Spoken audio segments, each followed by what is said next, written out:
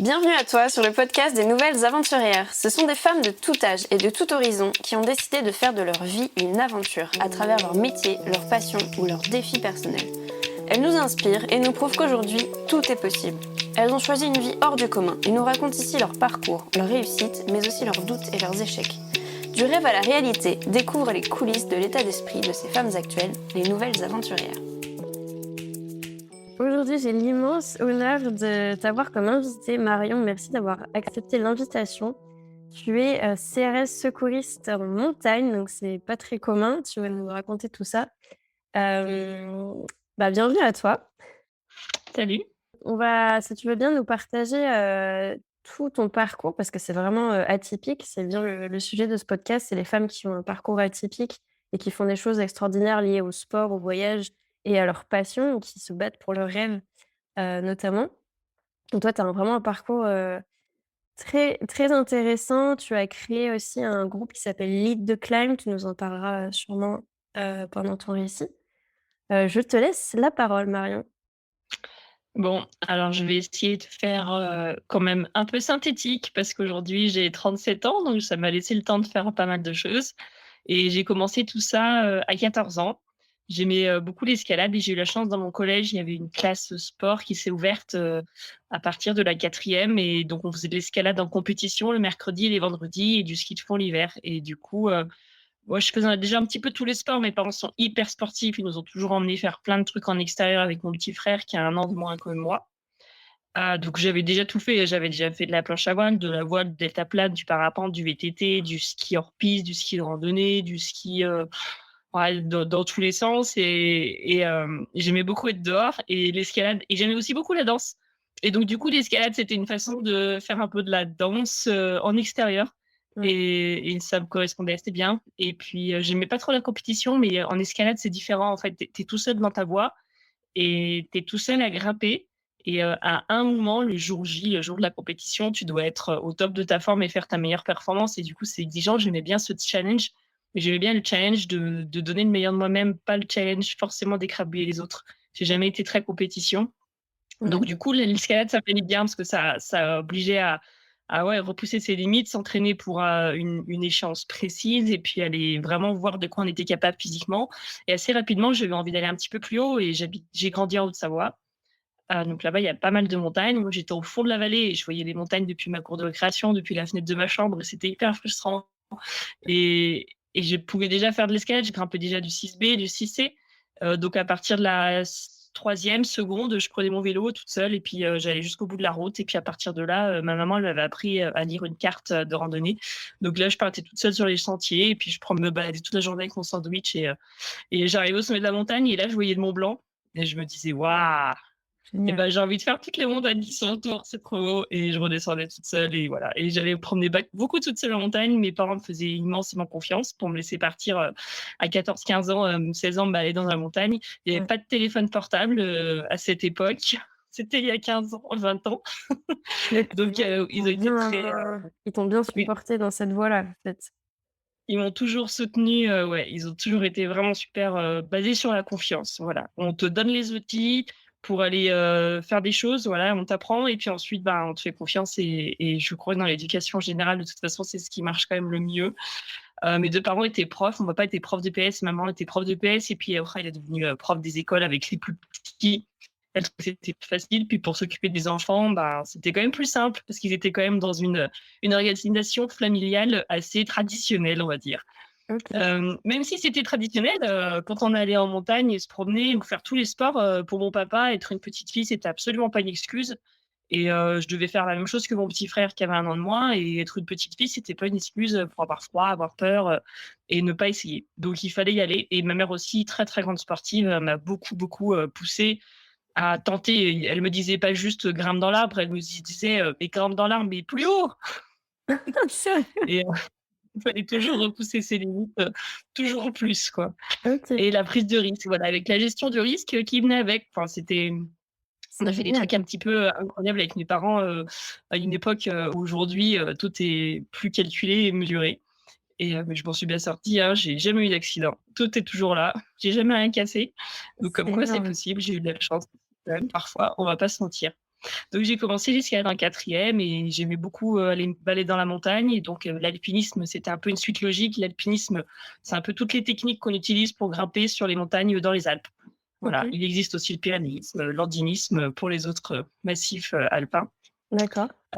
C'était compliqué de démarrer l'alpinisme. C'est un sport assez élitiste, c'est-à-dire que c'est quand même, réservé plutôt aux classes socio-professionnelles plus. OK. Donc j'étais pas, j'étais enfin, voilà, je faisais partie d'une classe sociale moyenne. Mes 2 parents étaient profs, donc c'était quand même possible, mais il fallait quand même faire un peu des économies. Mes parents étaient très, stricts et pas très dépensiers, mais comme ça, ils pouvaient nous emmener au ski. Toutes les vacances, on allait au ski. Tous les week-ends, on faisait du ski. C'était un peu le prix à payer. Donc l'alpinisme, mon papa savait un petit peu faire. Il avait déjà fait de l'alpinisme, 15-20 ans, quoi, avant ma naissance. Donc, je savais qu'il pouvait m'emmener, mais c'était quand même, voilà, c'était encore des techniques qui dataient un petit peu, avec du matériel qui datait un petit peu. Mais bon, à force que je le harcèle pour qu'il m'emmène faire une course en montagne, finalement, à 16 ans, j'ai fait ma première course d'alpinisme dans le massif du Mont Blanc. Ça s'appelait la pointe Isabella Charles Stratton. Et je ne le savais pas encore, mais Isabella Charles Stratton, Isabella, c'était une lady anglaise qui était tombée amoureuse d'un guide de montagne à Chamonix et qui finalement est restée à Chamonix et a fini sa vie à La Roche-sur-Foron, là où j'habitais. Et je ne le savais pas, mais il avait choisi donc cette montagne-là comme notre première course. Alors, ce n'était pas du tout une course adaptée pour une débutante comme moi. C'était bien plus exigeant que ce que ça aurait dû pour découvrir l'alpinisme.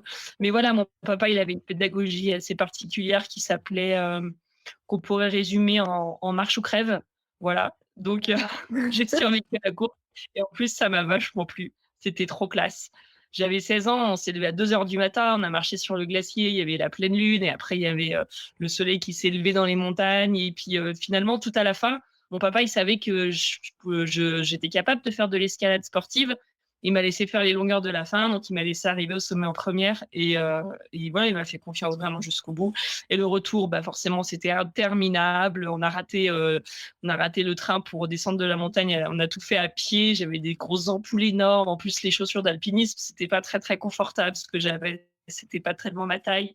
Enfin, il a vraiment tout fait pour me dégoûter, mais ça n'a pas marché. Et du coup, l'année d'après, on a fait du ski de randonnée. C'était ma première course, mais pareil, hein, il a choisi une course avec 1400 mètres de dénivelé. Enfin, le truc pas du tout adapté à une débutante, avec D'accord. du matériel bien trop lourd. Et j'étais avec ma maman est venue aussi. Et tous les deux, ils aimaient bien faire la compétition. Ils étaient partis loin, loin, loin devant. Ils marchaient, ils se tiraient la bourre, là, les deux. Et puis moi, je les voyais plus. J'étais toute seule derrière. Je suivais la trace en me disant que de toute façon, au bout d'un moment, j'allais bien finir par y retrouver. Enfin voilà, c'est comme ça que j'ai appris, on va dire, les sports de montagne et ça me plaisait ce challenge et ce défi à chaque fois et je pense qu'en tant que jeune fille, ce qui me plaisait aussi dans l'alpinisme et ça je m'en suis rendu compte assez tard, mais j'aimais bien cette sensation de liberté quand tu es là-haut. Mmh. Quand tu es là-haut, tu pas tous ces, ce qu'on appelle aujourd'hui, à l'époque, il y avait pas encore ces termes-là, mais le diktat de la beauté, voilà, qui t'oblige à te raser les poils des jambes à partir de la quatrième et parfois de la sixième, qui t'oblige à te raser les poils des aisselles aussi, qui t'oblige à faire attention quand tu mets un short, à pas avoir des auréoles sous les bras, qui t'oblige à te laver les cheveux, assez régulièrement pour pas que ça se voie. Enfin bref, c'est assez exigeant quand même. Voilà, des poupées Barbie. Hem et surtout chez les jeunes filles, je pense que c'était d'autant plus pesant. Moi, je le sentais déjà, quand j'avais 15-16 ans et je le sentais bien parce que moi, j'étais formée, j'étais réglée à partir de 14 ans et tu vois bien que le regard des garçons, il change Mmh. et du coup, c'est pesant. Le regard des autres, il est assez pesant. Alors peut-être pour un garçon aussi, mais en tant que jeune fille, je pense qu'il l'est un petit peu plus. Et et puis, quand tu es là-haut en montagne, tu fais ce que tu veux. Tu peux t'arrêter faire pipi où tu veux, tu peux rentrer sale, tu peux rentrer transpirante, tu peux avoir les cheveux gras. De toute façon, on s'en fiche là-haut. Là-haut, ça sent pas mauvais, l'air il est frais, l'air il est pur et puis tu as du vent dans les cheveux et ça te convient et tu t'en fiches. Enfin voilà, tu es pas là pour ça, tu es là pour grimper sur la montagne et en redescendre et te faire plaisir et passer un bon moment et profiter des beaux paysages et de tes compagnons de cordée. Et puis il y avait aussi cet aspect aussi, physique parce qu'à force de faire de l'escalade et d'enchaîner les grandes courses où je marchais 10 heures, 12 heures, 15 heures, d'avoir des ampoules sur les pieds, de porter des gros sacs et de tirer les skis et ben, du coup, j'étais quand même très costaude et bon, bah, c'était pas un surnom très agréable, mais il y en a parfois qui m'appelaient Schwarzenegger avec des boucles d'oreilles Alors quand tu as 17 ans, Schwarzenegger, c'est pas vraiment ton idéal de beauté que tu imaginais. Ouais. Mais bon, bah, d'un autre côté, ça veut dire que j'étais quand même costaude et ça, du coup, ça te donne, bah, d'avoir une force physique. En tant que femme, bah, tu te sens moins vulnérable parce que Mmh. on apprend très tôt qu'on est des proies. Moi, j'ai appris à 6 ans que j'étais une proie sexuelle parce qu'à 6 ans, j'ai arrêté de mettre des jupes parce que les garçons dans la cour me couraient après pour regarder ma culotte et m'embêter tout le temps. Donc à 6 ans, moi, j'ai arrêté de mettre des jupes et je pense que je suis pas la seule dans ce cas-là. J'étais OK. dans une école assez violente. L'année d'après, on m'a changé d'école, mais j'ai quand même pas remis des jupes tout de suite. On sait OK. jamais. Donc on apprend assez rapidement en tant que petite fille qu'on est des proies sexuelles potentielles.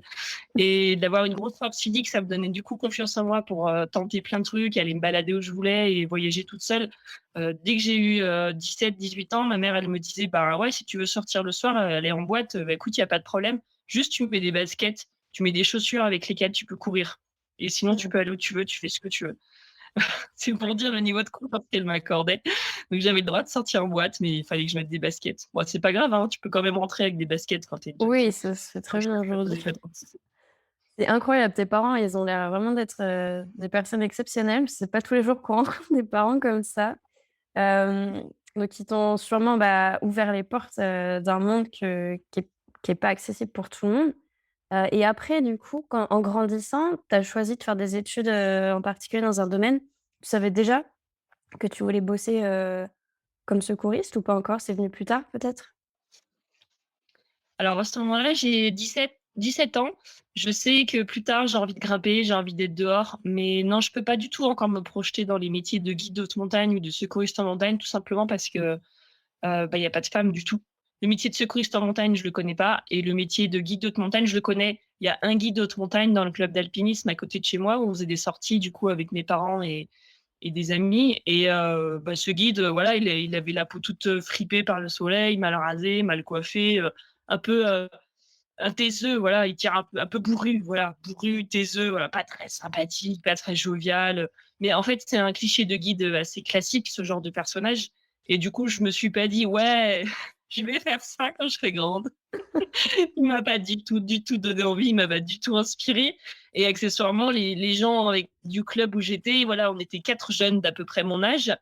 Un des garçons était plus fort physiquement que moi, il allait plus fort en ski, mais il était pas très bon en escalade. Mais en attendant, il était plus investi dans le club et il était présenté par les dirigeants du club comme l'espoir du club, comme quoi lui, il allait sûrement d'aller devenir guide et passer les diplômes d'initiateur, et cetera. Et moi, il me regardait en mode, ouais, c'est sympa, c'est sympa ce que tu fais. Je pense qu'ils étaient D'accord. loin d'imaginer, moi, la première que je ferais tous les diplômes et toutes ces expéditions dans le monde entier.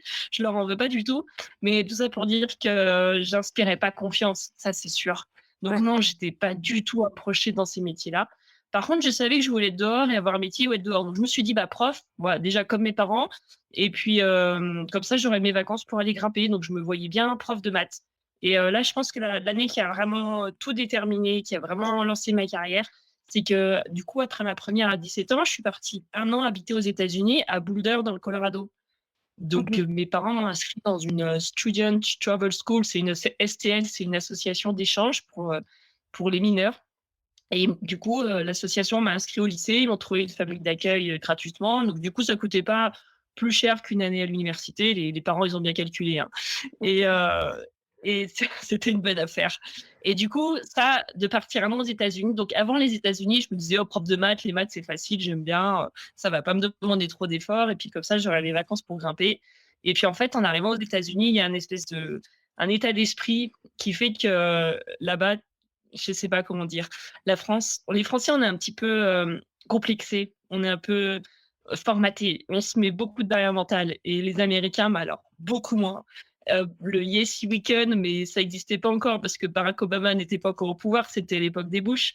Mais c'était vraiment ça. Tu sens que là-bas, il faut tenter, il faut oser et que même réussir et que même, pardon, échouer, en fait, c'est bien. Ça veut dire que tu as essayé. Et ça, c'est la classe. C'est Alors vrai. qu'en France, bah, si tu échoues, ça va être, bah oui, mais on te l'avait dit, en même temps, tu t'attendais à quoi? Et là, Ouais. vraiment, je me suis dit: «Non, mais en fait, prof de maths, je sais que je peux le faire, donc il y a aucun intérêt à le faire quasiment». C'est pas ça, zéro intérêt de le faire. Donc il faut que je fasse un truc qui me mettent le challenge et puis au pire, bah, je ferai prof de maths parce que je sais que ça, je peux le faire. Mmh. Mais du coup, il me fallait plus, quoi. Donc j'ai fini, cette année aux États-Unis. Je suis rentrée en France, il fallait que je fasse ma terminale. Mais j'étais remontée à bloc, j'avais 18 ans et je parlais couramment l'anglais. Donc déjà, à partir de là, tu comprends le monde. Tu sors de ta campagne, de Haute-Savoie et tu comprends le monde entier et tu as l'impression que, bah, ouais, tu es invincible, tu es invulnérable et tu as l'impression que tu as le monde à tes pieds, que tu peux tout faire. Ça m'a vraiment regonflé à bloc. Je pense que cette année aux États-Unis, ça a été déterminant dans le sens où je me suis dit: «Ouais, en fait, non, ne fais pas ce que tu sais ce que tu vas réussir, fais Mmh. plus». C'est ça, c'est la zone de confort. En France, on nous pousse à rester dans la zone de confort et surtout pas prendre de risques. Et c'est vrai que dans les autres, pays, c'est vraiment l'inverse. Tu veux tenter un truc, bah, vas-y, essaye, puis tu verras bien. C'est tout à fait ça. Et qu'est-ce qui s'est passé alors après? Donc tu es revenue en France, tu as fait ta terminale. Comment tu as décidé de ton orientation? Est-ce que tu as suivi des études? Comment ça s'est fait après? Du coup, j'ai souffert, à finir ma terminale, S scientifique dans un lycée privé à côté de chez moi. C'était vraiment dur. Après une année à l'autre bout de la planète, à 17 ans, je suis partie, hein, 12 mois à l'autre bout de la planète, loin de mes parents.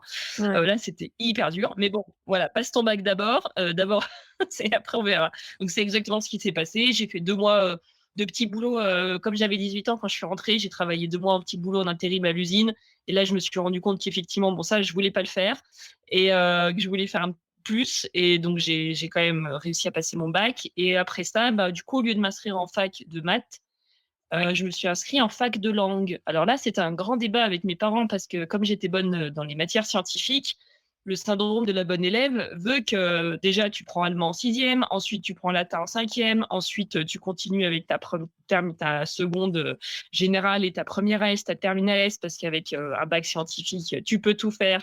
Alors que moi, j'avais vraiment envie de tout sauf faire des grandes études, mais ça m'a poursuivi jusque-là. Donc là, je me retrouve, en terminale, bah, faut que je fasse des études de toute façon, sinon ça me sert pas à grand-chose, un bac L, terminale scientifique et donc je négocie quand même avec mes parents de pouvoir faire, des langues étrangères. Parce que ma maman, elle voulait que je fasse une école d'ingénieur en se disant: «Ben, c'est quand même dommage de pas mettre à profit tes compétences» et en France, il faut passer des diplômes. Si tu as pas des diplômes, tu as beau avoir des compétences, ça sert à rien. Passe des diplômes, passe des diplômes. Elle me l'a répété, Sriné, je sais pas combien de fois.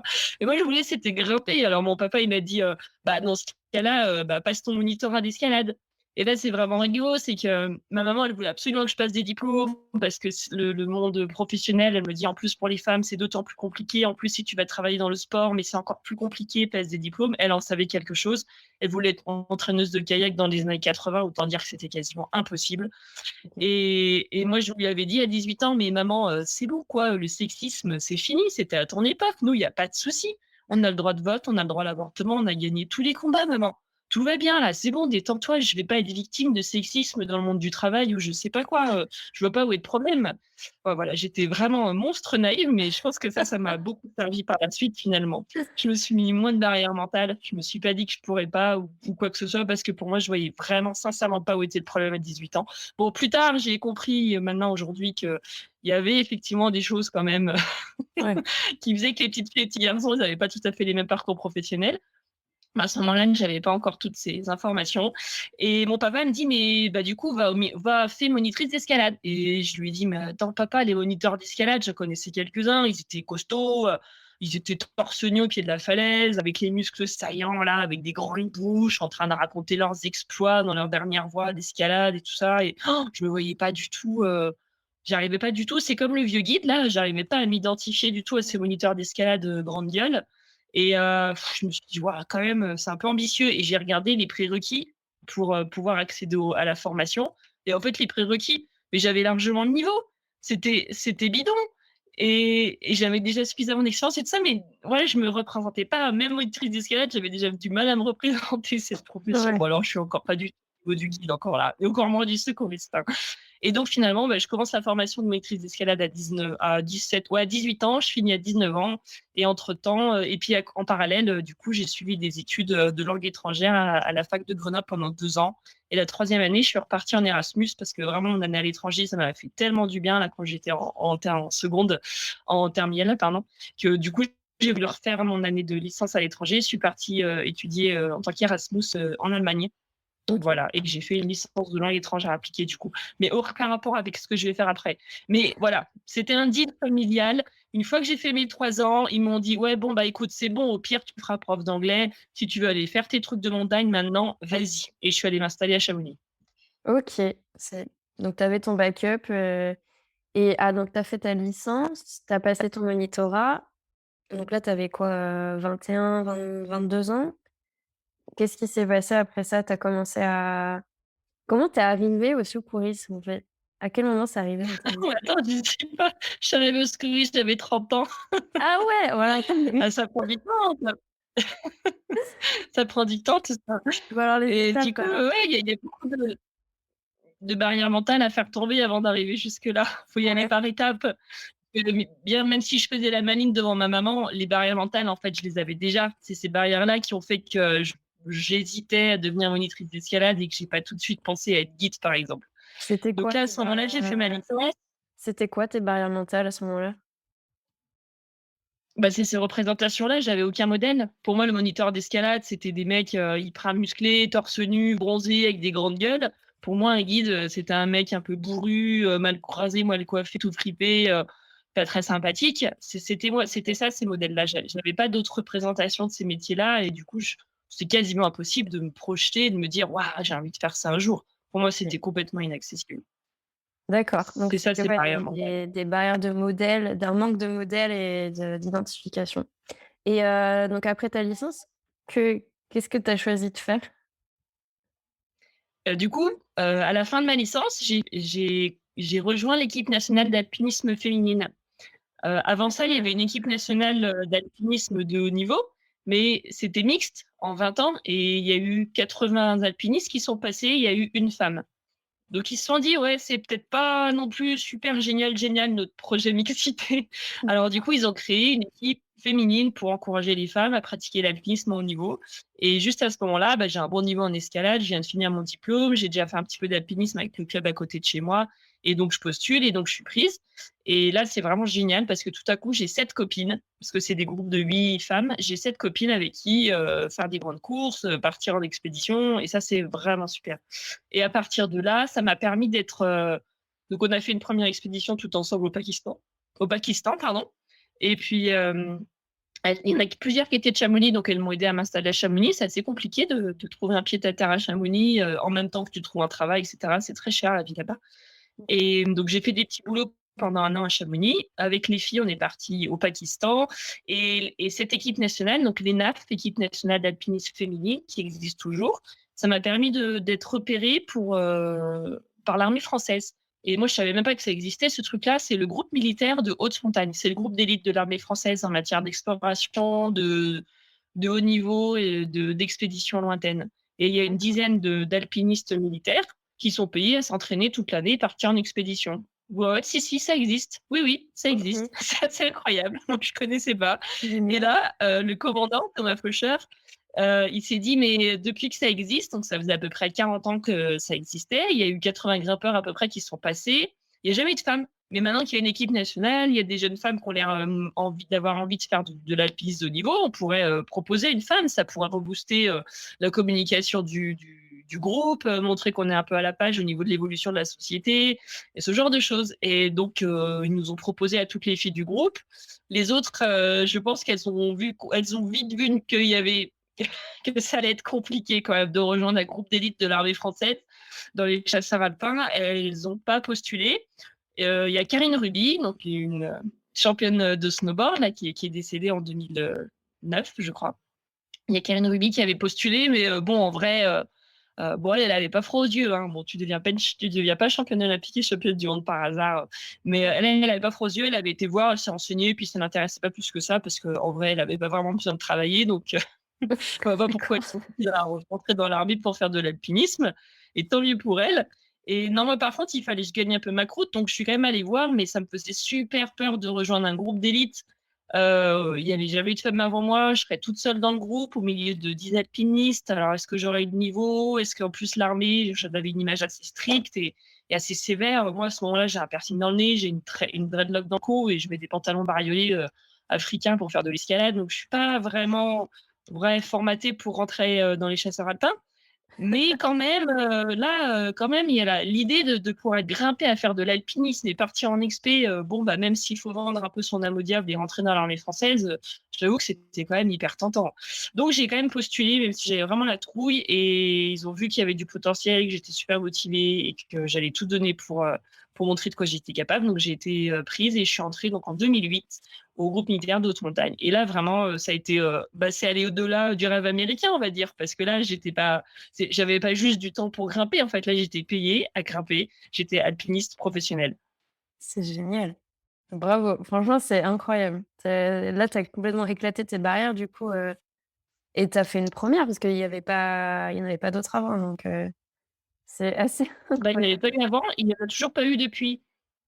Et il y en a pas eu? Alors je pense que quand je demande aux différents commandants, depuis il y a eu 3 commandants différents, je suis partie en 2012 et à chaque fois ils m'ont dit: «Oui, mais bon, on n'en a pas trouvé, elles postulent pas, on voit vraiment pas qui on peut prendre». Je pense qu'ils ont pas beaucoup cherché. Mais voilà, en tout cas, pour moi, c'était une opportunité exceptionnelle. Ça a été possible grâce au commandant. Donc on va dire ce commandant-là, ça s'appelle une personne ressource. Ça veut dire que lui m'a voilà, comme mon papa qui me dit: «Mais pourquoi tu fais pas maîtrise d'escalade?» Là, c'est personne ressource. Ce commandant-là qui se dit: «Mais pourquoi pas prendre une femme?» Là, personne ressource. Voilà, il y en a des personnes ressources. Il y a des personnes qui sont plutôt nuisibles et cela faut arriver à les éviter. Mais des personnes ressources, il y en a aussi et de plus en plus, parce qu'il y a des femmes avant moi qui se bagarrent pour pouvoir rentrer dans ces institutions. Avant, il y avait pas de femmes à l'armée, donc forcément, rejoindre un groupe d'élite en alpinisme, c'était impossible. Et depuis la professionnalisation et l'apparition des femmes dans les années 80-90, bah, ça commence à s'envisager et à être possible. Et voilà, petit à petit, les femmes, elles poussent des portes et petit à petit, elles peuvent pousser des plus grandes portes. Faut pas rater les opportunités, par contre, parce que les fenêtres de tir sont quand même très, très courtes. Ouais, bah, là, en plus, tu as rencontré le vraiment la bonne personne au bon moment entre guillemets parce que lui aussi, il avait cette volonté de son côté et c'est peut-être pas la volonté des autres, commandants. Peut-être qu'ils sont moins sensibles à cette question ou que ça les intéresse, pas du tout. Mais tu es resté combien de temps du coup dans ce groupe-là? Ouais, non, non, mais là, tu as tout dit parce qu'en fait, ce commandant, il est resté 3 mois et après il a été muté, dans un autre département de l'armée. Donc effectivement, il a disparu et le créneau était très court et effectivement, je suis arrivée vraiment au bon moment et j'ai eu beaucoup de chance. Et une fois qu'il est parti et ben, comme tu l'as très bien dit, ils étaient pas forcément tous pour que je vienne au groupe militaire de haute montagne. La plupart, en fait, c'était clair que j'ai été prise en partie parce que j'étais une femme, parce que j'avais pas le niveau technique, des meilleurs hommes en alpinisme. Les meilleures femmes en alpinisme, même déjà à 20 ans, les meilleurs hommes en alpinisme sont bien plus forts que les meilleures femmes. Il y a déjà des écarts qui se creusent qui sont énormes. Mais en fait, ces écarts, ils datent de bien avant. Je me souviens en quatrième, je m'étais faite la réflexion en quatrième. Moi, j'étais réglée, j'étais formée, j'étais grande, j'étais pas aussi costaud qu'aujourd'hui, mais presque.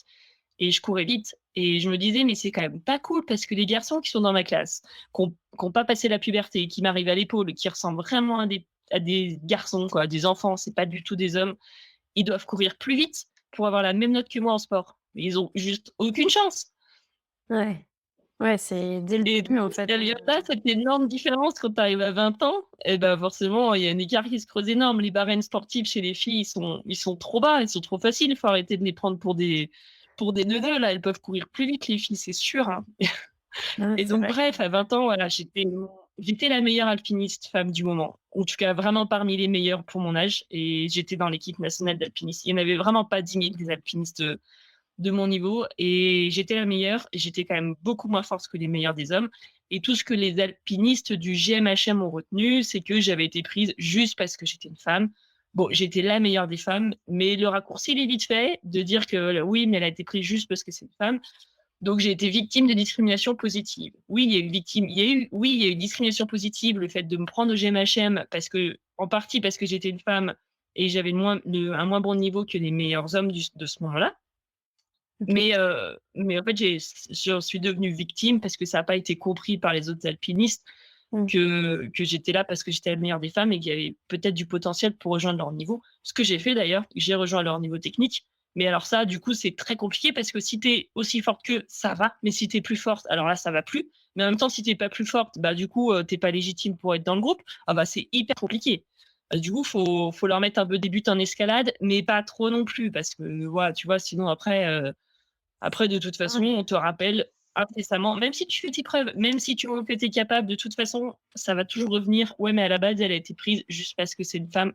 Et voilà, ça, c'est les voilà, quand tu es victime de discrimination positive, la discrimination positive, ça peut bien se passer, mais on peut aussi en être victime et les voilà, c'est assez subtil, quoi. Donc je suis restée de 2008 à 2012, j'ai demandé à partir parce que, là, il y a 3 alpinistes qui se préparent à partir du groupe qui se prépare à partir faire une grande face nord et moi je leur dis: «Ben, du coup, là on est 4, vous, vous êtes organisés tous les 3 pour partir une grande face nord et du coup moi je fais quoi en fait?» «Ah bah, ah ouais, bah écoute, ouais, bah écoute, bah attends-nous là, mais t'inquiète pas la prochaine fois, promis, hein, tu viendras avec nous, hein». Donc là, j'ai compris que de toute façon, j'allais être de trop. J'en ai fait plusieurs expéditions. J'ai pu partir en Himalaya, je suis montée à 7 000 mètres. J'ai pu partir sur le mont Logan, le plus haut sommet du Canada à 6 000 mètres. On est parti en Antarctique, on a fait de la cascade de glace, en Suisse, on a fait la traversée des Alpes de Lingen, avec la Pulka, voilà, un peu au printemps, là, en ski de rando. Enfin, c'était vraiment l'occasion de faire plein de trucs vraiment génial. Mais bon, j'ai quand même compris qu'à chaque fois, je ferais partie de l'équipe B. À chaque fois, je suis sur le banc de touche. Et du coup, je me suis dit que ça ne servait à rien d'insister. En plus, j'avais mon super hiérarchique qui me faisait des propos, qui me tenait des propos quand même, bon, carrément à connotation sexuelle, hein. Il se baladait en slip devant moi dans le vestiaire. Il me disait: «Mais tu D'accord. sais, les femmes, elles viennent à l'armée, c'est juste pour se faire sauter, hein, si jamais tu as des envies, enfin, c'est normal, hein, tu sais, puis tu as de la chance d'être la seule au milieu de plein d'hommes, tu as le talent l'embarras du choix, mais j'aimerais trop être à ta place, c'est super». À ce moment-là, j'ai 24 ans et lui, il a 15 ans de plus que moi et c'est mon supérieur hiérarchique et ce qui s'est passé, c'est quand même très grave. Mais moi, j'ai pas compris la gravité des faits et Ouais. quand j'en parlais à mon compagnon de l'époque, il me disait: «Non mais ça va, déjà tu es payé à grimper, tu as pas à te plaindre». Mais Bon, c'est il est pas resté dingue! longtemps lui, hein. C'est un Donc délire, voilà, je suis restée 3 ans dans ce groupe d'élite, dans ce métier de rêve. c'est un J'ai été délire. obligée de partir. Mais il y a quelque chose que tu as dit qui ressort assez régulièrement, c'est le fait de devoir faire ses preuves encore plus, pour Ouais, prouver qu'on est, au même niveau et en plus tu dis c'est, tu étais en suradaptation parce que fallait non seulement que tu fasses encore plus tes preuves, mais pas trop non plus.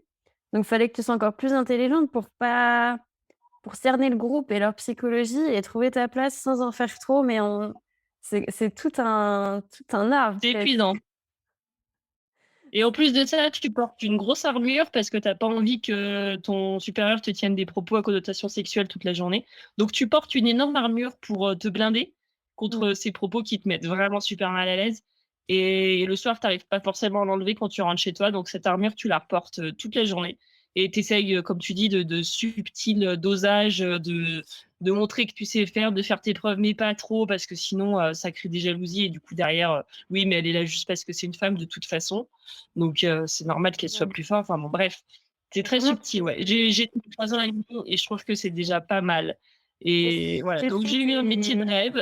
Je vais toucher mon métier de rêve idéal, mais ça va pas durer si longtemps que ça. C'est et encore trop c'est compliqué et j'espère que pour les suivantes, ce sera mieux, mais quand je vois que 12 ans plus tard, ils ont toujours pas trouvé de femme pour me remplacer, bon, bah, c'est j'ai peur que incroyable. ça n'arrivera plus.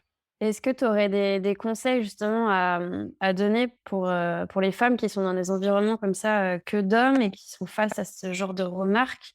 Comment toi tu as fait pour tenir, tout ce temps-là? Est-ce que tu prenais sur toi? Est-ce que de temps en temps ça explosait? Comment tu gérais tes émotions et tes réactions? Et ben justement, j'ai pas trop géré parce que je suis partie. Ouais. En fait, au début, il y a un moment, tu as envie de te bagarrer, tu as envie de montrer, tu as envie de montrer que tu es capable et puis tu aimes ton job, quoi, parce que tu es quand même payé à faire de l'alpinisme, ce qui est un peu le truc ultime. Mais il y a un moment, c'est plus supportable. Il faut partir avant de devenir dingue, avant de perdre ses moyens, avant de se décriminaliser totalement, avant de non, il vaut mieux partir.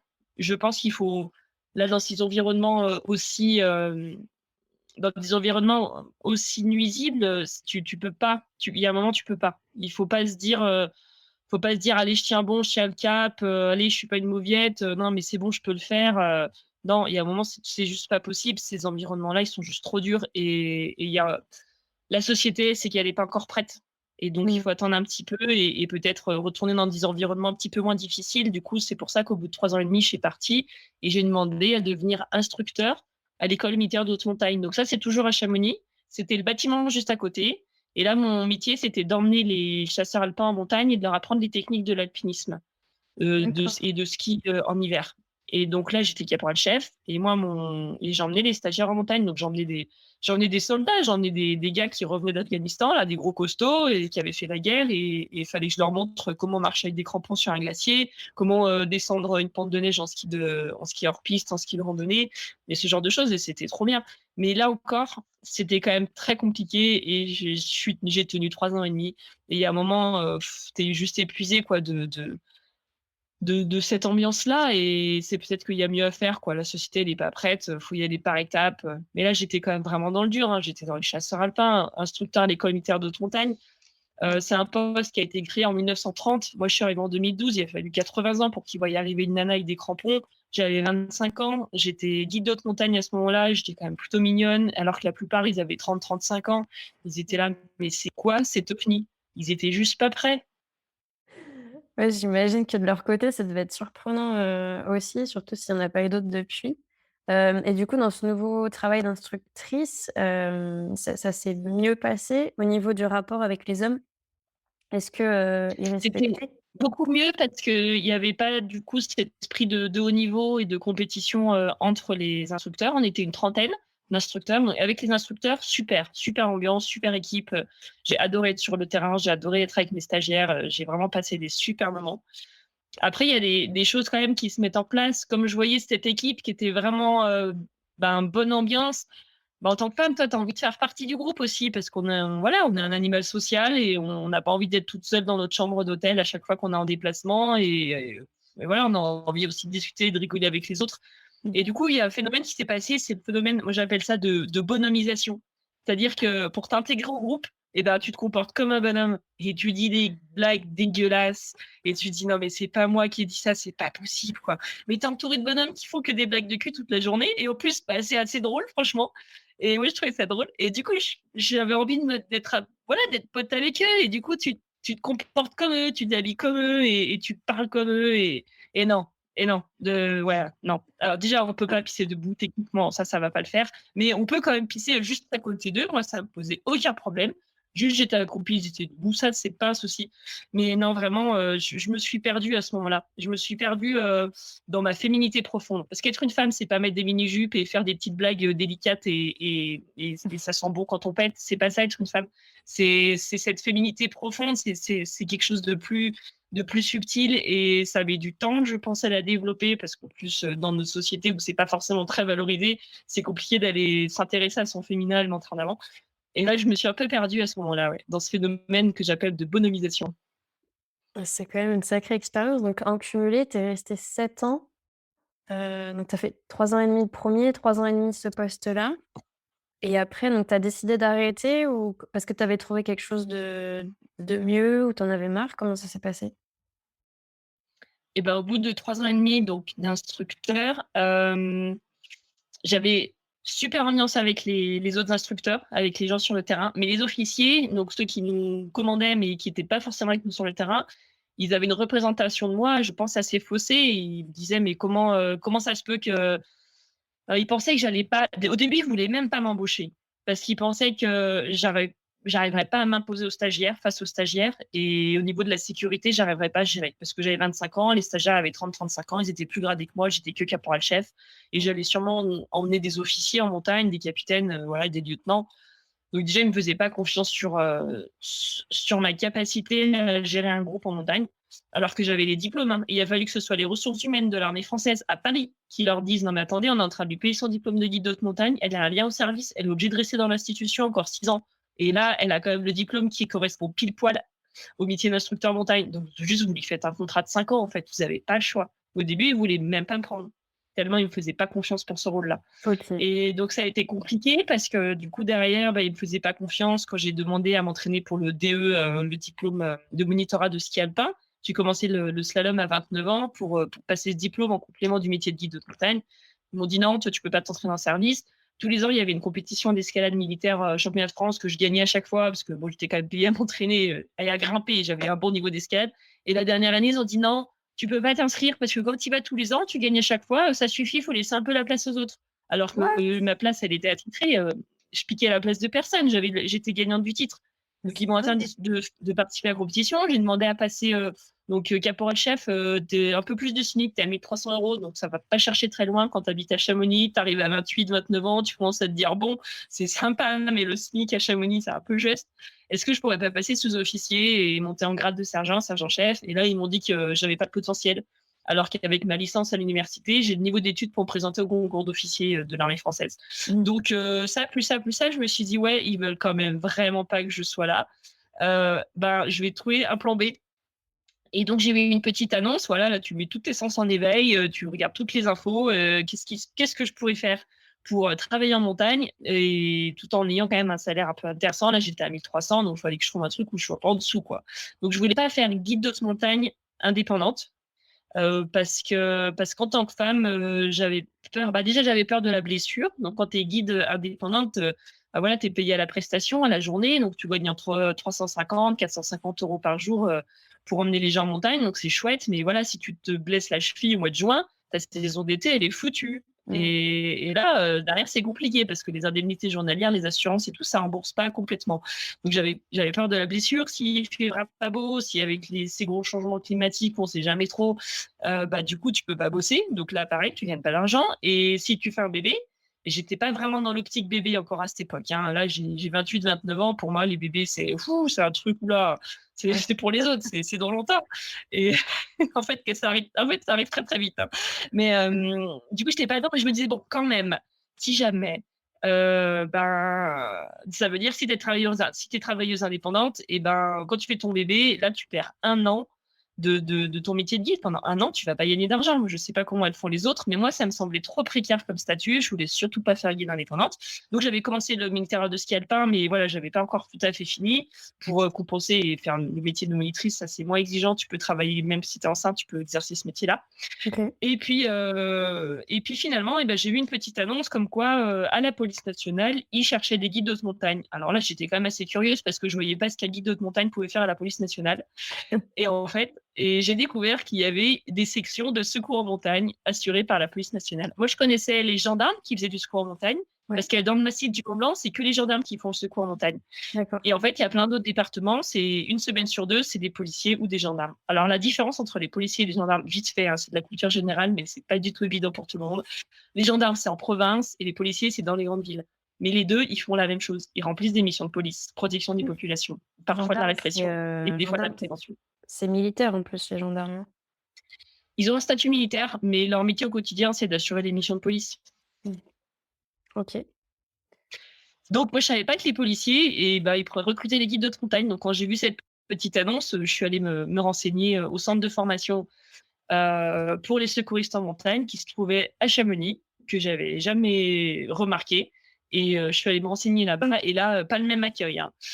Donc pour la petite anecdote, je me présente, donc je sors de mon travail, je suis en uniforme de caporal-chef, donc je suis tout en noir avec mes insignes.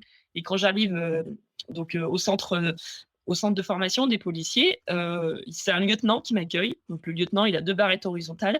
Donc là, moi, je vois 2 barrettes horizontales. Après 7 ans d'armée, je me tends un peu, quoi. Donc je claque un: «Mes respects, mon lieutenant, caporal-chef Poitvin, instructeur en MHM, je viens me renseigner pour la je viens m'enseigner pour la position de guide de montagne, chez les polices nationales». Alors il a complètement halluciné, il m'a dit: «Non mais calme-toi, tout va bien ici, ça se passe pas comme ça. Assieds-toi, on va en parler, mais». Et je sais très bien qui tu es de toute façon, tu es la seule femme à avoir fait tout ça, je sais qui tu es, il y a pas de souci, Waouh! on va discuter, et en plus, bon, accessoirement, pour pas gâcher l'entrée en matière, c'était un petit blond aux yeux bleus, très sympathique. Et je me suis dit: «Ouais, là, quand même, ça m'a l'air pas mal». Et là, tout de suite, en fait, tu sens que tu es à ta place, Ouais, tu vois? OK. Il s'est rien passé avec le lieutenant, hein, mais tu vois, c'est lui, tu sens que Quelle tu anecdote. sens que là, le gars, il te dit: «Mais vas-y, assis-toi, mais je sais qui tu es, mais tu veux venir?» Je fais: «Mais trop bien!» C'est: Et «Vas-y, là, je te tu te dis: sers un «Waouh, café, ouais, assieds-toi, tu veux manger quelque c'est ça, chose?» c'est ça». Ah bah, je me suis inscrite, le soir même, j'étais inscrite au concours de gardien de la paix. Je suis en J'ai fait la formation à 30 ans, et à 31 ans, en sortie d'école, et ben, j'ai intégré directement la spécialité, secouriste CRS montagne. Donc voilà, mais voilà, si j'avais eu 20 ans, même si j'avais su que ce métier existait, j'aurais pas osé rejoindre la police nationale. Il m'a fallu ce passage par l'armée et démystifier ces institutions qui très masculines, qui font hyper peur aux femmes, à juste titre, parce que c'est quand même encore des institutions très masculines et très exigeantes et c'est pas facile en tant que nana de se faire sa place. Mais voilà, quelques années, c'était vraiment une super expérience et ce sera à faire, je referai. Et grâce à ça, bah, ça a pu démystifier aussi, donc plus tard, la police nationale. J'aurais jamais osé à 20 ans rentrer dans la police nationale, même si j'avais su qu'il y avait une spécialité montagne parce que ça me faisait peur. Ouais. Mais comme j'avais eu cette opportunité d'être vraiment payée à faire que de l'alpinisme avec l'armée, bah, du coup, ça a un peu démystifié tout ça. Et la police nationale, bah, finalement, c'est beaucoup plus cool que l'armée. Il y a 30% de femmes en police sur le terrain, en opération. Parce qu'il y a beaucoup de femmes à l'armée, mais elles sont dans les bureaux ou elles sont à l'infirmerie. En police, il y a beaucoup de femmes, mais elles sont sur le terrain. Il y a 30% de femmes sur le terrain et elles sont vraiment indispensables pour que la boîte, elle tourne. Donc, c'est pas du tout la même ambiance, c'est des civils. Quand ils m'ont vu arriver, ils se sont dit: «Non, mais super, on peut montrer que, voilà, on est à la page, on suit l'évolution de la société» et au niveau de mes supérieurs et de l'institution, il y a vraiment une volonté de mettre en avant les femmes. En plus, on a des soucis de recrutement. Tous les ans, il y a très peu de candidats qui viennent se présenter aux sélections, pour entrer dans la spécialité montagne parce que, bah, ils ont l'impression que c'est vrai que c'est une spécialité exigeante, mais si tu te prépares correctement, tu te donnes les moyens, c'est carrément accessible. Et donc du coup, bah, tous les ans, ça manque un petit peu de candidats et ils se sont dit: «Bah, après tout, si c'est des candidates qui viennent, ça nous va aussi, hein». Il y en a quelques-unes qui font très bien l'affaire. Donc il y en Donc a d'autres? c'est vraiment senti un soutien de ma hiérarchie, de mettre les femmes en avant, de moi être mise en avant. Parce que quand j'étais à l'armée, j'étais complètement invisibilisée. Il OK. y a plein de petites anecdotes où, on partait en expédition et c'était moi qui étais responsable de la caméra. Comme ça, tu es sûr que j'étais pas filmée, vu que c'était à moi de filmer. Ou Ah, alors, au début, ils voulaient pas que je fasse le défilé du 14 juillet à Chamonix parce qu'ils OK. disaient que j'étais pas assez militaire parce que j'avais pas vraiment suivi les classes. Je leur ai dit: «Non, mais attendez, j'ai fait 10 ans de danse classique, ça compte, non? Pied gauche, caisse claire, la chorégraphie, ça me connaît, c'est super facile, hein». Donc ça les a pas fait rire, ça les a pas fait rire du tout. Mais bon, tu le dis que finalement, à force d'insister, ils m'ont laissé faire le défilé du 14 juillet, mais ils voulaient même pas que je sois sur les rangs. J'étais invisibilisée, tu pouvais pas faire plus, quoi. Et si j'étais trop mise en avant, bah, tout de suite, oui, mais elle se la pète, elle se la raconte, alors qu'en fait, c'est un alpiniste comme les autres, elle fait rien de plus que nous, je vois pas pourquoi on parlerait plus d'elle que de nous. Voilà, ça crée des jalousies, c'était assez compliqué. Et Ouais, non, ça la police, met est ça mise en avant pour plein de raisons. Aussi parce que la police avait besoin de montrer que eux, ils remplissent leurs quotas. Il y a les quotas tout le temps. mmh. Ça Du coup, il y a suit toi, toujours les tu as été la première à faire ça? Alors, j'étais la première à rentrer dans les secouristes CRS montagne, mais en fait, ça aurait été compliqué de même de rentrer plus tôt parce que la première femme à faire du CRS maintien de l'ordre, les CRS, c'est les compagnies républicaines de sécurité. C'est une direction spéciale au sein de la police nationale. Il y a plusieurs directions. Il y a la sécurité publique, il y a police aux frontières, il y a le RAID et donc les CRS, par exemple. Puis il y en a encore d'autres. Et donc les compagnies républicaines de sécurité qui s'occupent des missions de maintien de l'ordre en priorité. La première femme gagna de la paix, donc de bon grade, quoi, avec un bouclier et puis un tonfa et son casque là au contact des manifestants, c'est 2014. Et moi, je suis arrivée dans la spécialité la plus dure de la police nationale avec le RAID, les forces spéciales, euh, en 2016. En fait, ça aurait été quasiment impossible de venir plus tôt. Il y aurait eu trop de barrières administratives à casser, de barrières mentales encore plus énormes. Ça aurait été très compliqué de venir plus tôt, en fait.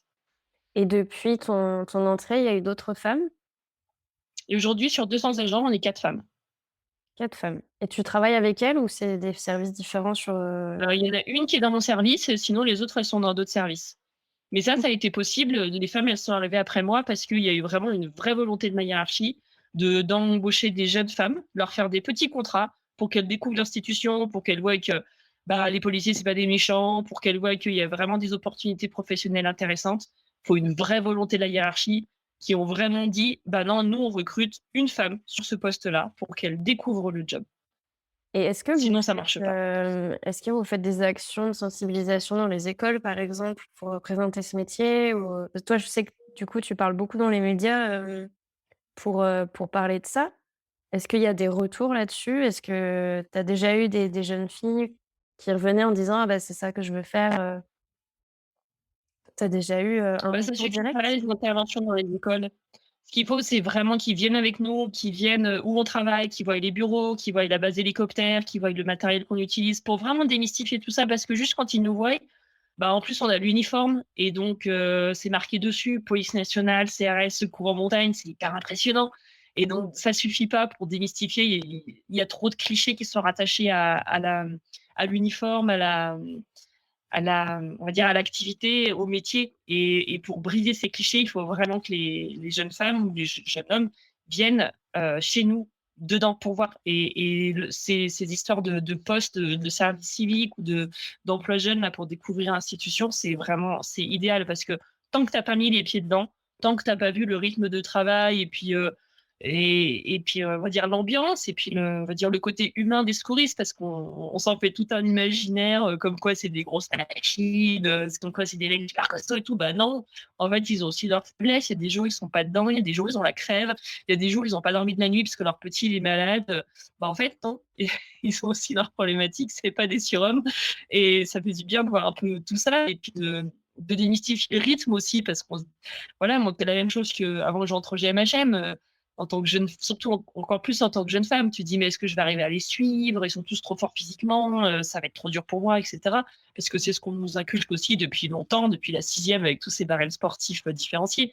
Donc forcément, en tant que jeune femme, ça te rajoute encore plus. Pour un jeune homme, déjà, c'est impressionnant, mais une jeune femme, bah, ça te rajoute encore plus de barrières. Et, euh, et voilà, c'est des barrières qu'on se met, qu'on nous met, voilà, qu'on entretient, et ça prend beaucoup de temps de les casser. Et donc là, aujourd'hui, tu es encore en poste, dans ce métier? Donc aujourd'hui, je suis affectée à la section d'Albertville et du coup, on fait le Savoie, on fait les secours terrestres et héliportés dans tout le département de la Savoie. Et en parallèle, je travaille un petit peu avec mon diplôme de guide d'haute montagne et j'ai monté un club qui s'appelle Lead the Climb. Lead the Climb, mène ta grimpe. Alors, c'est un club qui propose des stages de formation à l'autonomie et au leadership dans les sports de montagne entre femmes. C'était important pour moi de mettre le mot leadership dans le nom du club, en fait. Donc, le nom du club est en anglais. Alors, oui, ça rajoute des détracteurs, mais en fait, on se rend compte que le terme leadership n'existe pas en français. Mmh. C'est intraduisible. Il y a des concepts comme ça voilà, clairement, quand tu apprends une nouvelle langue, tu apprends une nouvelle façon de penser le monde. C'est ce qui m'est arrivé quand j'avais 17 ans que je partais aux États-Unis. C'est ce qui m'est arrivé de nouveau quand, à 21 ans, j'ai appris l'allemand. C'est vraiment une nouvelle façon de penser le monde et d'imaginer le monde. Et le mot leadership, clairement, il est intraduisible en français parce qu'on n'a pas cette notion de leader, de concept. C'est pas un chef, un leader.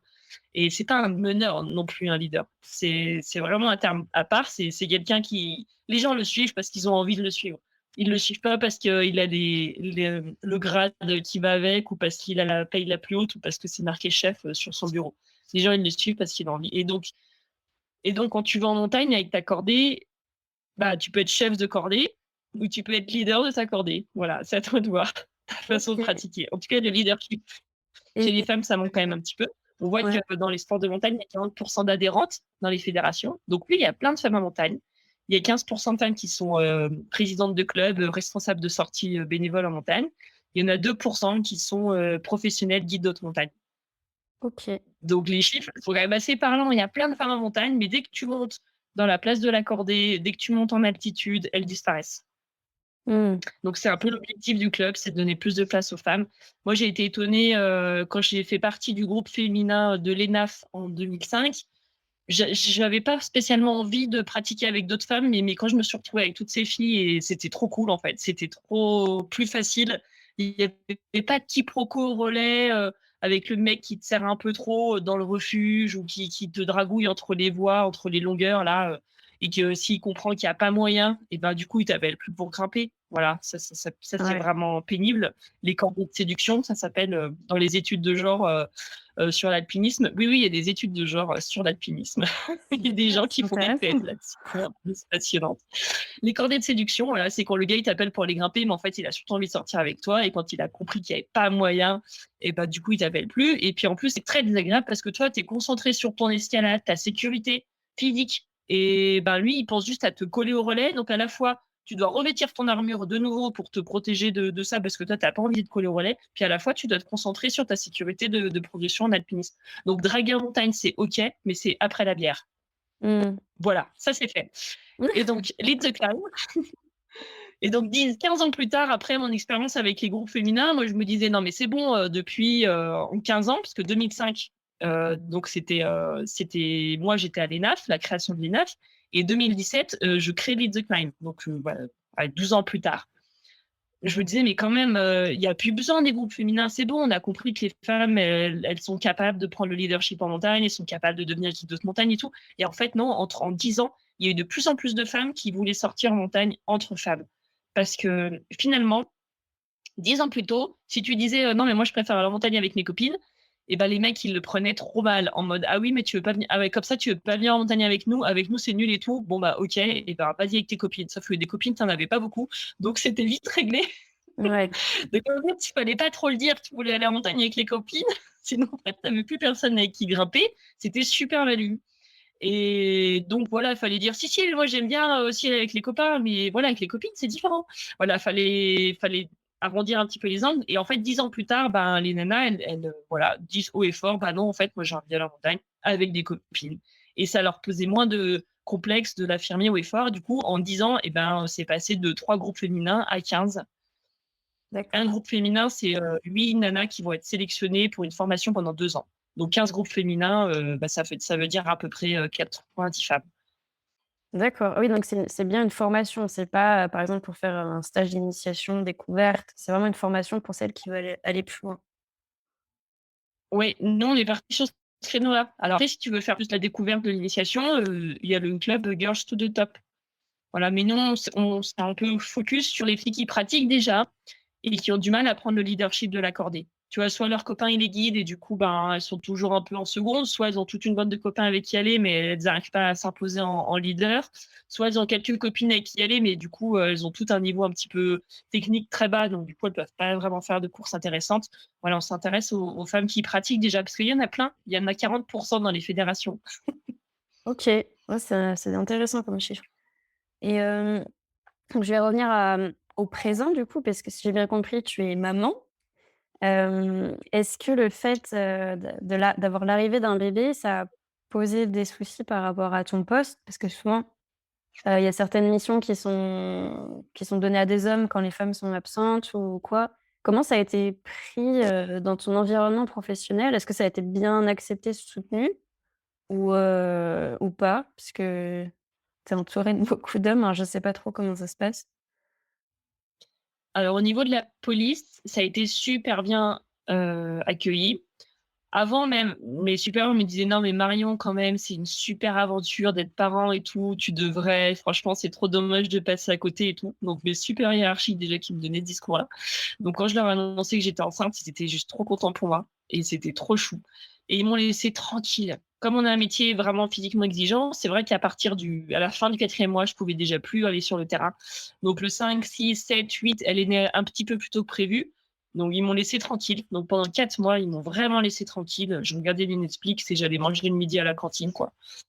Et ensuite, j'ai pris tous mes congés, toutes mes pauses, toutes mes récup et donc ça veut dire que j'ai pu traîner jusqu'à 5 mois postpartum sans perte de salaire. Donc au total, je me suis arrêtée 9 mois OK. et je connais aucun métier où tu peux faire ça sans perte de salaire.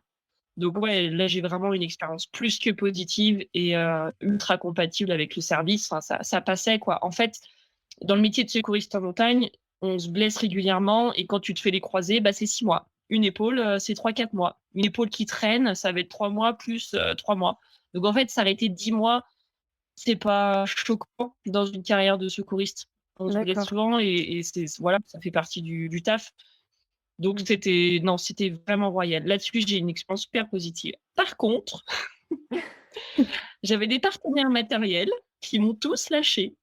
Donc Ah je perds ouais? 5 000 € de dotation matérielle 100 l'année 000 suivant €? ma grossesse. 5 000 € de matériel, à savoir que c'est 5 000 € par an et c'est des contrats qu'en général tu gardes jusqu'à 42 ans. Donc si tu multiplies par le nombre d'années, pour lesquelles j'aurais gardé ces contrats si j'avais pas eu d'enfant, ça fait 25 000 € de matériel. Mais Donc les marques en question, elles s'appellent Petzl. Quand c'était mon partenaire pendant 6 ans et quand je leur ai dit, le team manager français, je lui ai envoyé le mail en lui disant: «Bah, là, j'étais enceinte cette année, je suis enceinte de 3 mois, voilà, c'était pour t'informer, voilà, si tu veux me mettre plutôt sur des missions, de représentation plutôt que d'encadrement sur le terrain». Il m'a dit: «Ah, bah, comme tu vas pas faire grand chose cette année, je te mets que 1 000 € de dotation matérielle au lieu de 2 500 de prévu, hein, ça te OK. dérange pas?» J'apprécie, ça me dérange beaucoup, ouais. Donc là, en plus, je sortais d'école de police, donc j'avais quand même étudié le code pénal, les discriminations. J'appelle une association qui s'appelle Éthique et Sport, qui me dit qu'effectivement, là, c'est 225-1, c'est 3 ans de prison, peine maximale et 45 000 € d'amende.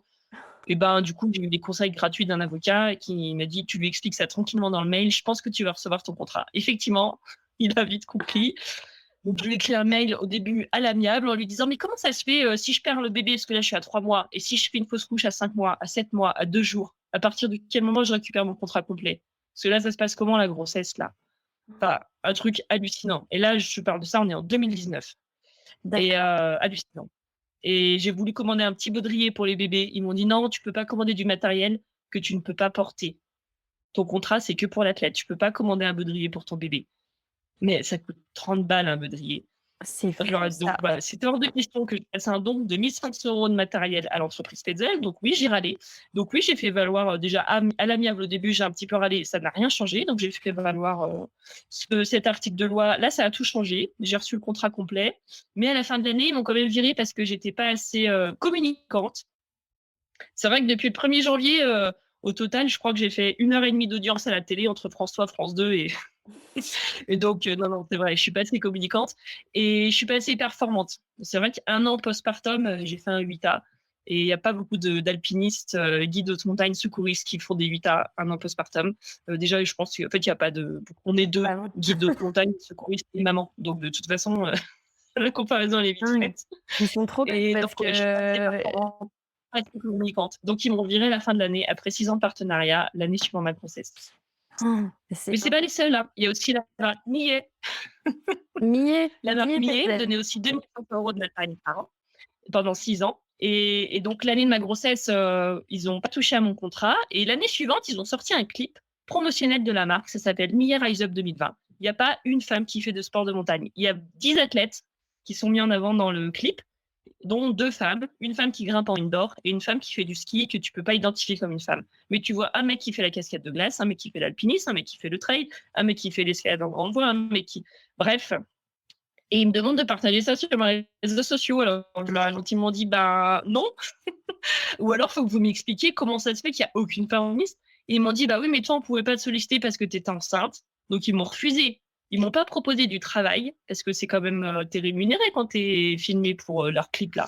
Ils m'ont pas proposé du travail parce que j'étais enceinte, alors que je leur ai dit: «Mais une arête cosmique, un truc facile en alpinisme comme c'est le cas dans le film, si vraiment mon ventre il dérange, je mets une doudoune, ça se voit pas, hein». J'étais pas non plus, enfin voilà, j'étais pas non plus énorme et je veux dire ça se gère quoi. Mais déjà juste vous me proposez le job quoi. Donc ils m'ont même pas proposé et puis ils m'ont dit: «On veut pas se faire accuser de faire travailler des femmes enceintes, on n'a pas voulu te solliciter». Ils sont trop choux quand même, non? Ils C'est voulaient vrai. vraiment me laisser tranquille pour que je fasse tranquillement mon bébé dans mon coin, quitte à ce que je gagne pas d'argent. Non, c'est vraiment trop chou. Je leur ai dit: «Mais non, mais c'est pas comme ça que ça marche». Alors ils m'ont dit: «Bon, bah, puisque tu critiques, notre travail, tu plus rien à faire chez nous, salut». Mais c'est Et j'ai dit: «Bah, non, mais ça se passe ah pas oui. comme ça». Tout ça, c'est par échange de mails, hein. Il y a jamais ça a mis très longtemps avant que finalement il y a le boss, qui me décroche le téléphone et qui me parle, quoi. Mais le team manager, il se prend pour un tout puissant et il respecte même pas son contrat et je leur ai dit: «Beh non, mais par mail en début d'année». Là, on est en mars 2020. En juin 2020, vous m'avez reconduit mon contrat de 2 500 € de dotation matérielle et là, au mois de mars, vous m'annoncez que vous voulez pas me le donner parce que je refuse de partager votre clip où il y a aucune femme mise en avant dans les sports de montagne, dans un clip promotionnel de la marque. On est en mars, moi je vais pas aller solliciter des nouveaux supports, enfin sponsors matériels. Donc en fait, c'est marqué dans le mail de janvier. Et Mmh. effectivement, du coup refait appel à l'avocat, du comité éthique et sport qui m'a confirmé que proposition de contrat par mail vaut contrat. Donc je les ai forcés à me faire un contrat. Ils m'ont dit: «Oh bah, si c'est comme ça, tu auras plus de contrat pour l'année d'après». Mais c'est pas comme si, ils allaient m'en donner un. Donc la conclusion, c'est que et ben, voilà, l'année après ma grossesse, je perds 5 000 € de dotation matérielle par an. Donc ce qui fait un peu, on va dire 25 000, 30 000 balles. C'est Si on ramène énorme. ça au nombre d'années sur lesquelles j'aurais pu garder mon contrat si j'avais pas eu la grossesse. On est en 2020 et je suis, l'alpiniste la plus diplômée dans les sports de montagne en France. Non, mais c'est ça. En fait, ils sont complètement débiles parce que enfin, qui mieux que toi pourrait représenter, leur marque auprès des femmes? Enfin, c'est Ça vraiment les intéresse pas. Ils disent toujours que de toute façon, ils vendent pas beaucoup de matériel pour les femmes, que les femmes, elles achètent moins. Alors c'est bizarre que dans Ouais. toutes les autres marques de fringues du monde, c'est les femmes qui achètent le plus de fringues. Et là, soi-disant, dans les marques de montagne, ils me disent toujours que non, elles achètent moins de fringues que les gars. Donc c'est pour ça qu'ils misent pas tellement sur les femmes. C'est Bah, quand même c'est étrange, l'inverse. hein. C'est Moi, ça l'inverse, m'interpelle un petit peu quand même, hein. c'est parce qu'elles sont pas représentées qu'elles achètent pas, mais Mais oui, c'est parce que les fringues qu'ils font pour les femmes, elles sont nulles. en plus, c'est vrai.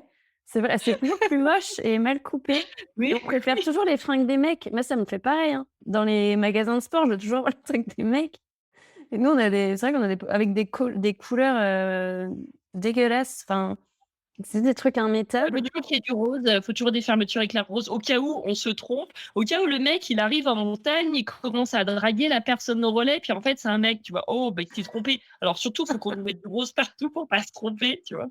Ouh là, bah oui, comme ça, faut bien l'afficher. C'est comme le mademoiselle, faut bien afficher que disponible, c'est bon, vous pouvez y aller, c'est open bar. Non, on dit madame et monsieur, on dit pas des mademoiselles. C'est la même chose, on est dans le même camp, mais pas des petites fermetures roses de partout. Voilà, j'ai fait un post récemment sur Facebook qui a fait pas mal de débats de nouveau sur le legging. Parce qu'aujourd'hui, si tu veux t'acheter des fringues pour faire du footing ou du sport, ben, tu tombes sur le legging, tu veux t'acheter un jean, tu tombes sur le legging, il faut absolument un truc qui nous moule les fesses. Et le seul moyen de pas avoir un truc qui te moule les fesses, c'est d'aller acheter un pantalon de freeride. Mmh. C'est pénible. Ah, c'est Voilà. intéressant ça. Bon, je crois que j'ai fait le tour, hein. Bah, on a déjà beaucoup parlé. Merci pour tout ça. On a abordé plusieurs fois le fait d'être une femme, dans ton univers. Je voudrais terminer. Est-ce que tu veux bien nous partager, 3 leçons de vie que tu aurais apprises au cours de ton parcours? Et ben, je dirais s'entourer des bonnes personnes. Dans le sens où des fois, ben, ta famille te soutient pas forcément dans tes objectifs, dans tes projets. Bon, tu peux pas changer de famille, mais tu peux prendre peut-être un peu de la distance avec eux, le temps d'essayer de te réaliser. S'entourer des bonnes personnes, ça veut dire ton compagnon de vie. Ça veut dire que si tu commences à avoir un mec qui te dit: «Ouais, mais je suis pas sûr si tu peux, si c'est pour toi, si» non, non, celui-là, suivant, suivant. Et ça, c'est hyper important. Parce que quand tu trouves un compagnon ou une compagne, hein, mais bon, souvent, moi, ma problématique, c'était dans ce sens-là, hem, bah, ça change tout, en fait. Moi, j'ai eu des compagnons, on va dire, toxiques et pourtant, je me considère comme une femme forte et je suis quand même tombée sur des mecs hyper toxiques. Bah, cet exemple de quand j'étais au GMHM, de: «Oh ça va, tu vas pas te plaindre, déjà que tu es payé à grimper» ou encore, un mec, comment dire? Un peu violent. Oui, violent. On se disputait beaucoup et puis il commence à m'envoyer des oreillers dans la figure. Bah, là, t'attends pas, tu passes le pas de la porte et tu rentres chez toi. Ou, voilà, des compagnons qui voilà, qui me soutenaient pas dans mes projets, dans mes ambitions. Je me sentais dégradée, je me sentais rabaissée, je me sentais, alors que quand même, je pense qu'il y a pas de quoi et je Non, pense qu'aucune c'est d'entre clair. nous. Donc, ça, c'était pas normal et maintenant, je pense qu'avec les expériences qui se sont enchaînées assez rapidement, dès les premiers signes, je les repère, les relations qui vont devenir toxiques ou les personnes toxiques. Et ça, faut vraiment être très, très vigilante et vraiment, je dirais, intransigeante. Parce que quand on a soi-même des projets, des envies, des ambitions, on va se mettre dans des situations un peu stressantes, un peu fatigantes et on ne sera pas toujours sur ses gardes. Et il faut pouvoir qu'on rentre le soir et qu'on puisse vraiment tout lâcher parce que sinon, c'est vraiment compliqué d'atteindre ses objectifs, quoi. Mmh. Donc s'entourer des bonnes personnes, voilà, que ce soit, la famille, on peut parfois prendre un peu de distance, les compagnons, super important et puis les amis, ouais, évidemment. Mais après, c'est vrai que moi, c'est pas que j'ai pas eu le temps d'avoir des amis, j'ai des amis pour faire des trucs, mais les amis, ça se cultive aussi. C'est vrai que si tu veux te focus un peu parfois sur tes études, sur des projets professionnels, les amis, bah, c'est compliqué, quoi. Ils ont aussi des choses à faire. Oui. Il faut pas trop leur en demander non plus, les amis. Mais les amis, c'est important, évidemment. Un cercle fort qui te soutient, c'est toujours chouette. Du coup, s'entourer des bonnes personnes. Et puis après, je dirais aussi s'entraîner. C'est bizarre, mais s'entraîner dans l'optique d'échouer. C'est-à-dire bah, se donner à fond et sans savoir si ça marchera, en fait. Et c'est pas grave. En fait, il faut apprécier chaque moment d'effort et chaque moment où on s'entraîne pour rejoindre cet objectif. C'est pas tellement l'objectif en soi qui compte, c'est surtout le chemin. C'est un peu bateau de dire ça, mais en fait, bah, en fait, c'est pas si évident à appliquer au jour le jour Voilà, c'est de se dire: «Bah, là, aujourd'hui, je m'entraîne, je fais cette montagne et puis peut-être que j'arriverai pas à mon objectif final». D'ailleurs, je l'ai pas atteint mon objectif final parce que mais à un moment, mon objectif, vraiment mon objectif, c'était d'être la meilleure alpiniste du monde et puis, surtout, d'être plus forte que Catherine Destivelle, la femme alpiniste française, ultime qui a vraiment la plus belle liste de courses. Bon, bah, j'ai pas réussi. Elle a toujours la plus belle liste de courses que moi et c'est pas grave, en fait. Finalement, c'est pas très grave. Ça a été frustrant pendant un petit moment et en fait, c'est que c'était pas ça mon chemin, c'est que c'était pas ça mon objectif final, quoi. Mais c'est pas grave parce que d'avoir eu cet objectif pendant un moment, et ben, ça m'a fait avancer dans une direction, ça m'a fait progresser, je me suis donné les moyens pour m'entraîner, pour progresser et ça m'a donné d'autres opportunités comme de passer les diplômes, de devenir secouriste et guide de montagne, et cetera. Et puis tant pis si j'ai pas été plus forte que Catherine Destivelle, je lui laisse. Moi, je C'est me laisse bien les 3 de grandes passements en haut dans les Alpes, les Geurs, le Cervin et les Grandes Jorasses. C'est pas grave, j'irai me tailler le cul ailleurs. Non mais voilà, c'est, s'entraîner, même vraiment sans l'objectif final, en fait, même si c'est pour échouer. C'est pas un échec, voilà. mmh. C'est le chemin vraiment qui compte et puis après, le troisième, ouais, je sais pas, bah, ouais, faut y aller quoi, faut oser, faut essayer. Osez. Très bien. Bah, merci beaucoup, ça fait, des super bons conseils. C'est bien aussi de garder un mentor, qui nous motive à faire toujours mieux. Mais bon, Comme je pense Catherine que Destivelle. ouais, Ouais, mais je pense mais carrément.